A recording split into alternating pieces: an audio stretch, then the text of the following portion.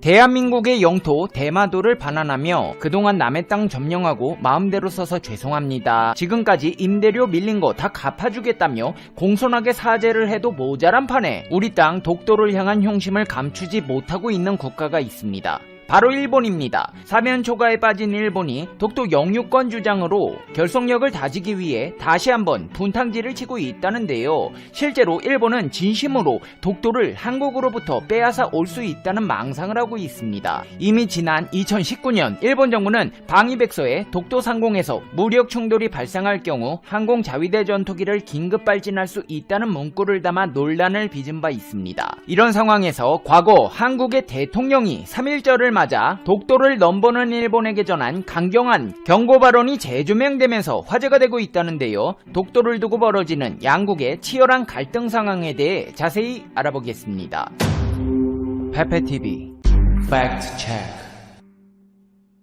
최근 들어 일본에서는 독도를 두고 새로운 주장이 펼쳐지고 있습니다. 한국인들이 독도에 있던 일본인 어민들을 모두 살해하고 독도를 빼앗아갔다는 것입니다. 온갖 망언들로 유니클로와 더불어 불매운동의 아이콘으로 자리잡은 일본의 화장품 대기업 DHC의 자회사 DHCTV가 운영하는 유튜브 채널에서는 지난 1월부터 뉴스 여성이라는 대담 프로그램을 매주 올리고 있는데 일본 유명 연예인들을 게스트로 앉혀놓고 1시간 동안 헛소리를 늘어놓는 프로그램입니다. 문제는 거기에 참가하고 있는 극우 인사들이 젊은 출연자들을 불러다가 왜곡된 역사관을 주입하고 있다는 것입니다. 특히나 최근 독도 문제를 다룬 방송에서는 한국이 일본 어민 45명을 살해하고 빼앗은 것이라는 새로운 가짜뉴스가 자막으로 나왔고, 심지어 진행자는 자위대가 움직여야 한다는 발언까지 했습니다.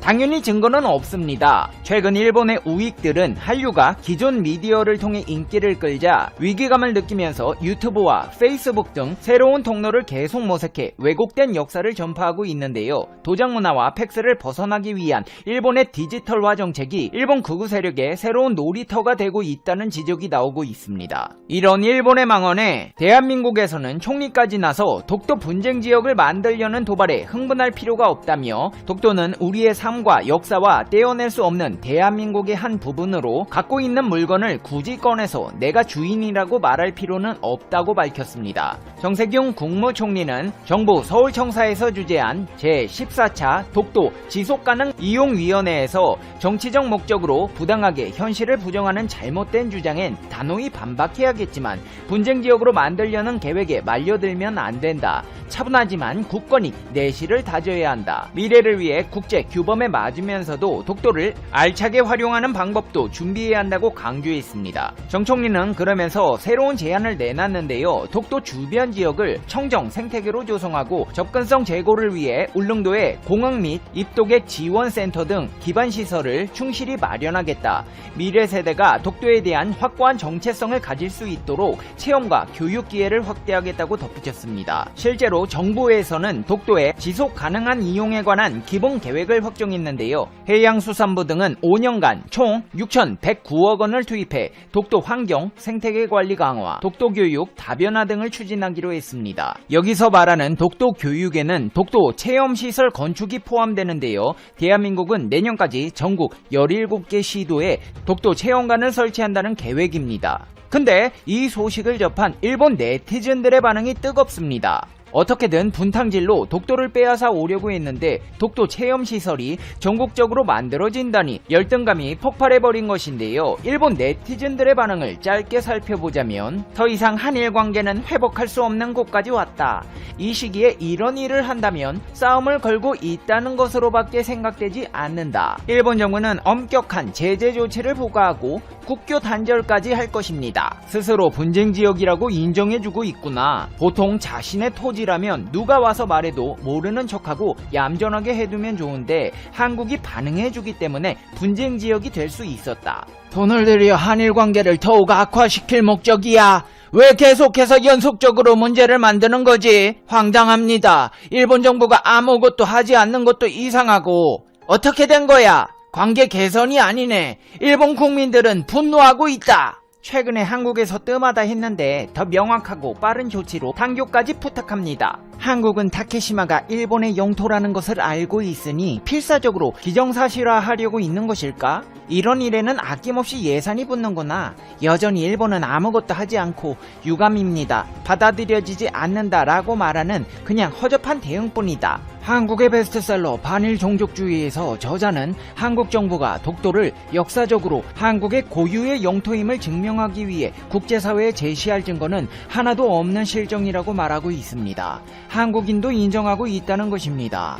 뭐랄까 필사적이구나. 젊은 층에서 단단히 세뇌당하고 영유권 주장의 정당성에 의문을 가지는 무리가 나오지 않는다고 할 수 없습니다. 사적인 단체 주도가 아닌 정부 주도의 것이군요. 대통령은 도움을 요구하고 있는 것 같은 분위기도 있지만 이제 이야기는 진행되지 않아요. 이런 일을 아무렇지도 않게 하는 나라와 일본이 가치관을 공유할 리가 없습니다. 한국과 이웃이 된 것은 재난에 불과합니다. 최근 한국을 보면 일본 국민이 혐한을 하는 것이 당연할 정도로 보입니다. 스스로 적대시하고 스스로 자폭하는 국가와 교제하는 것은 시간의 낭비입니다. 빨리 국교 단절하자! 등의 반응을 보였습니다. 이 같은 일본의 터무니없는 행태가 계속되자 과거 독도를 수호하고자 했던 대한민국의 한 대통령이 일본에게 전한 강경한 경고 발언 메시지가 소셜미디어를 통해 재조명되면서 누리꾼들을 감동시켜 화제가 되고 있습니다.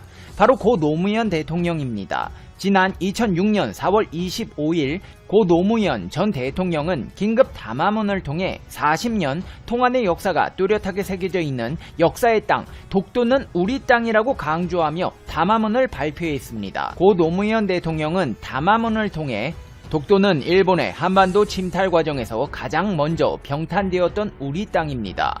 일본은 러일 전쟁을 빌미로 우리 땅에 군대를 상륙시켜 한반도를 점령했습니다.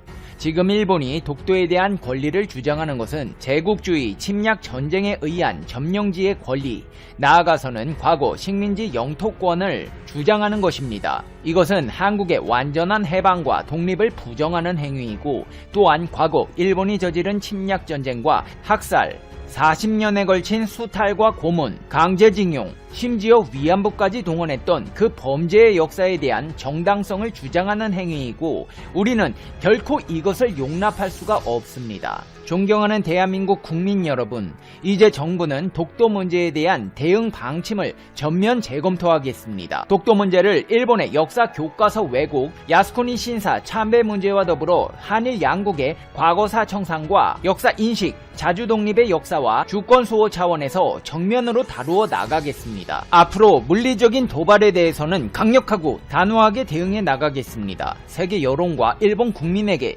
일본 정부의 부당한 처사를 끊임없이 고발해 나가겠습니다. 일본 정부가 잘못을 바로잡을 때까지 전 국가적 역량과 외교적 자원을 모두 동원해 지속적으로 노력해 나가겠습니다. 우리는 더 이상 일본 정부에 새로운 사과를 요구하지 않습니다. 이미 누차 행한 사과에 부합하는 행동을 요구할 뿐입니다. 잘못된 역사를 미화하거나 정당화하는 행위로 한국의 주권과 국민적 자존심을 모욕하는 행위를 당장 중지하십시오 라고 촉구했습니다. 과거 고 노무현 대통령의 담화문처럼 대한민국 정부에서는 세계 여론과 일본 국민에게 일본 정부의 부당한 처사를 끊임없이 고발해 나가야 할 시점이 아닌가 싶습니다. 이제 페페TV의 결론입니다. Conclusion. 페페TV. 한국인들이 독도에 있던 일본 어민들을 살해했다는 주장이 새롭게 나왔습니다. 증거는 하나도 없습니다. 하지만 일본인들은 머지않은 미래 이런 황당한 주장을 역사적 사실이라며 들이댈 것입니다. 대한민국에서는 이러한 망언들에 대해 강경하게 대응함과 동시에 우리 땅 대마도를 찾아오기 위한 노력 또한 소홀히 하지 말아야 할 것입니다. 페페TV 시청자 여러분은 어떻게 생각하세요? 페페TV는 여러분의 생각이 궁금합니다. 댓글로 여러분의 생각을 남겨주세요. 그러면 뉴스입니다. 첫 번째 뉴스는 일본에서 C19 사태로 청소년에 대한 성교육이 엉터리라는 것이 드러나고 있다는 소식입니다. 일본의 휴교 기간 중 중고등학생들이 임신했을지 모른다고 상담하는 일이 급격하게 늘어나고 있다는 것입니다. 물론 원인은 휴교 기간 동안 이성 친구와 오래 함께 있다 보니 이런 현상이 생기고 있다는 것입니다. 남자친구가 괜찮다고 했다. 알약을 미리 먹지 못했다. 이틀 전부터 구토 증세가 있다. 등의 상담이 전국에서 밀려오고 있다고 합니다. 결국 최근 일본 교육계에서는 그동안 학교에서 실시한 청소년 성교육이 얼마나 부실하고 형식적이었는지에 대한 반성이 커지고 있습니다. 학교 내에서는 인형극 성교육이 보수 정치인들에 의해 매도당하면서 실제적인 성교육이 전혀 발전하지 못하고 있다는 거죠. 지나치게 상세하고 과격한 표현과 자료들이라는 지적에 의해 모든 교육이 형식적으로 이루어지고 있다는 것입니다. 그러다 보니 청소년들이 접하는 것은 거의 뿐이라는 거죠. 그리고 성교육을 흡해설처럼 생각하는 어른들에게 책임이 있다고 지적하고 있습니다. 성교육이 잘못되었다는 것은 충분히 지적할 만하다는 생각이 듭니다만 휴교 기간에 이렇게 전국적으로 청소년들이 임신을 많이 하는 것은 더 큰 문제네요. 벌써 이런 뉴스가 한두 번이 아닌데도 일본이 아무런 대책을 세우지 않고 있으니 일본이 참 놀랍습니다. 다음 뉴스는 영국에서 조지 플로이드를 추모하는 집회에서 17세기 흑인 노예 무역상의 동상을 끌어내려서 강물에 던졌다는 소식입니다. 영국의 항구 도시 브리스톨에서 시대가 콜스턴가로 몰려가서 에드워드 콜스턴의 청동상을 끌어내린 것입니다. 콜스턴은 17세기 노예 부역 회사의 임원으로 8만여 명의 흑인들을 아메리카 대륙으로 팔아넘긴 것으로 알려져 있습니다.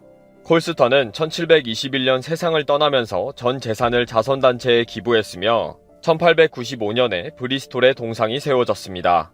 브리스톨시에 대한 공헌과는 별개로 콜스턴에 대한 평가는 극단적이었습니다. 전 재산을 기부해서 많은 아동을 살렸다는 평가와 함께 범죄자일 뿐이라는 평가가 엇갈리는 것입니다. 이러한 역사적인 평가와는 별개로 이번 사태에 대해 영국 내무장관은 공공질서의 혼란이며 수치스러운 일이다 라고 했고 영국 경찰도 이번 사태의 책임을 반드시 묻겠다 라고 하고 있습니다. 미국 사태가 지금 전 세계의 동조 시위로 이어지고 있고 결국 영국의 콜스턴 동상에 큰 영향이 갔네요. 다음 뉴스는 UFC 스타 코너 맥그리거가 SNS를 통해서 은퇴를 발표했다는 소식입니다. 그러나 많은 격투기 관계자와 팬들은 맥그리거의 은퇴를 믿지 않는 분위기입니다. 맥그리거는 2016년과 2019년 SNS로 깜짝 은퇴를 두 차례나 선언했기 때문입니다. 그리고 현지 많은 기자들은 맥그리거가 UFC와의 협상에서 자신이 우위를 점하고 많은 파이트 머니를 받기 위해서 은퇴 카드를 꺼내든 것은 아니냐는 분석도 나오고 있습니다. UFC 사장 데이나 화이트 사장도 간판 스타의 은퇴 발언을 대수롭지 않게 여기고 있다고 했습니다. 화이트 사장은 최근 C19 탓인지 사람들이 이상하게 행동하고 있다. 맥그리거가 은퇴하길 원하면 그러면 된다. 나에게 재미를 주는 몇몇 사람이 있는데 맥그리거도 그중 한 명이다. 라며 맥그리거의 은퇴 발언을 퍼포먼스로 바라봤습니다. 많은 사람은 맥그리거가 원하는 파이트머니나 대전 상대를 제시할 경우 곧바로 네 번째 복귀가 이어질 것으로 생각하고 있습니다. 양치기 소년처럼 거짓말도 자주 하니까 주위 반응도 이렇게 나오네요. 맥그리거는 물론 주위 반응을 전혀 신경 안 쓰고 말하는 스타일이니까 부끄러워하거나 놀라지도 않겠죠. 시합도 잘하지만 쇼맨십도 특별한 맥그리거네요. 다음 뉴스는 머스크가 유인 우주선 프로젝트에 더 열중하자고 했다는 소식입니다. 민간 기업 최초로 유인 우주선을 발사에 성공한 스페이스X의 머스크 최고 경영자가 스타쉽 개발에 박차를 가해줄 것을 직원들에게 당부했습니다. 지금까지 유인 우주선을 성공한 국가는 미국, 중국, 러시아 등 3개국에 불과했습니다. 하지만 정부가 아닌 민간 기업이 발사에 성공한 것은 이번이 처음입니다. 머스크가 2002년 스페이스X를 설립한 뒤 18년의 도전 끝에 이뤄낸 성과입니다. 머스크의 다음 목표는 달과 화성 여행입니다. 스페이스X는 2024년 스타쉽의 개발을 끝내고 100여 명을 태우고 화성 탐사를 하겠다고 계획을 밝혔습니다. 그러면서 50년에서 150년 안에는 인구 100만 명이 거주하는 도시를 화성에 만들겠다는 꿈이 있습니다. 또 다른 민간 기업인 엑시업 스페이스는 고도 333km 상공의 우주 호텔에 12일간 묵을 수 있는 950만 달러, 111억 원 우주여행 상품을 2022년 선보이겠다고 계획을 내놨습니다. 스페이스X의 첫 발사 성공으로 많은 민간 기업들이 우주여행을 준비하고 있습니다. 머스크는 대단한 사람인 것은 틀림이 없는 것 같습니다. 그리고 이런 대형 프로젝트를 감당할 수 있는 자금력과 실행 능력을 가지고 있다는 것은 놀라운 일입니다. 또 100억 원짜리 우주여행을 갈 수 있는 사람들이 많이 있을 것이라는 판단도 놀랍고요. 마지막 뉴스는 자민당의 이시바 시게로 의원이 지금 불거진 모든 의혹에 자민당이 자세히 설명하지 못하면 자민당은 이제 끝이라고 말했다는 소식입니다. 자민당에서 외롭게 반아베를 외치고 있는 이시바 의원은 요즘 주가가 한참 상승세입니다. 어떤 여론조사에서는 차기 총리로 1등을 할 정도니까요. 하지만 아베는 싫어해도 자민당에 대한 지지가 여전히 높은 일본에서는 결국 자민당의 총재가 총리가 될 수밖에 없습니다. 그렇다면 비주류 중에 비주류인 이시바 의원이 총재가 될 가능성은 낮은 것은 사실입니다. 그럼에도 이시바 의원은 여전히 할 말은 한다는 쪽입니다. 이시바 의원은 최근 아베 정부의 어설픈 C19 대책이나 검찰총장의 정년 연장 문제, 그리고 2차 경제 예산 30조엔 중에 10조엔이 예비비로 잡혀있는 부분 등을 자민당이 자세히 해명하고 설명해야 한다고 말했습니다. 만약에 자민당이 정확하고 상세하게 설명하지 않는다면 자민당은 이제 끝난다고 경고를 하고 있습니다. 이시바 의원은 지난 5월에도 검찰관의 정년 연장 문제를 국민들에게 설명할 수가 없다면서 아베 정부를 비판한 적이 있습니다. 사고를 쳤으면 해명하고 설명하라는 당연한 요구를 아베 정부는 들은 척도 안 하는 현실이 답답한 거죠. 이시바 의원의 발언은 신경도 안 쓰는 아베가 이번에도 그냥 넘어가려고 할 것입니다. 계속 의혹은 커져